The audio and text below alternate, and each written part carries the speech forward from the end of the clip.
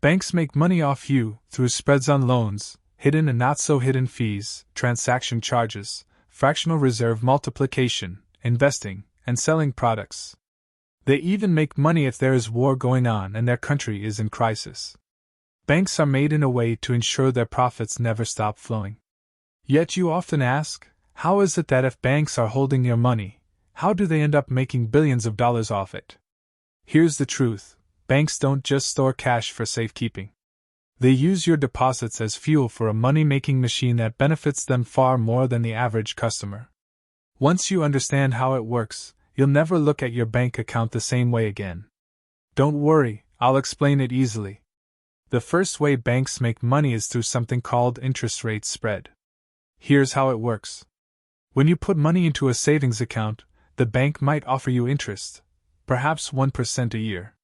That means if you have $10,000 saved, you'll earn about $100 annually. Not bad, but not life-changing. Now here's the trick.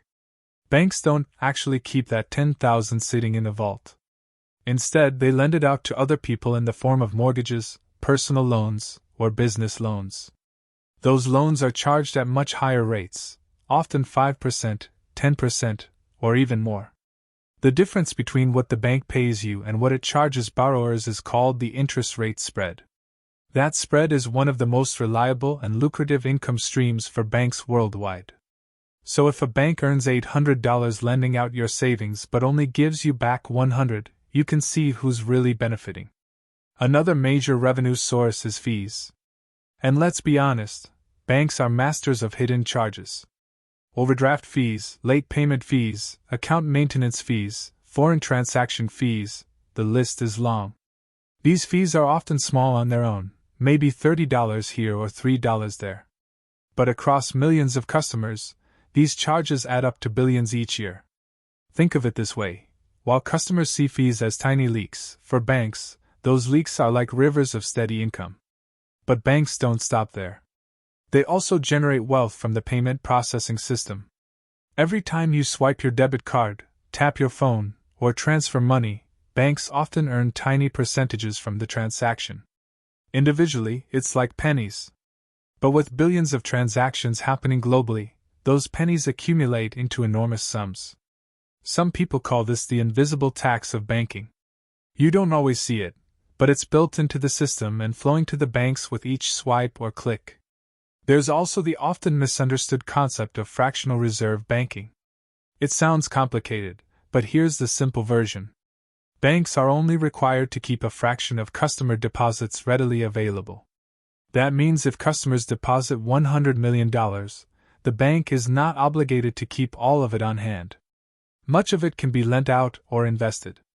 This creates the ability for banks to multiply money in the system. For example, you deposit $1,000.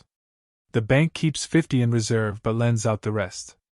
Whoever borrows that money might spend it, the recipient deposits it in another bank, and the cycle continues.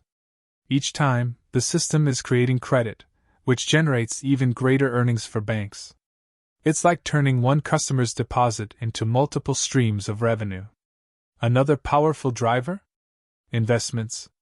Banks are not passive middlemen. They actively invest in government bonds, corporate debt, real estate, and financial markets. Because they control massive pools of money, even small returns add up to incredible profits. When you read about banks having record-breaking quarters, those investment profits are often playing a central role. Banks also make money from something that many people don't realize: selling financial products.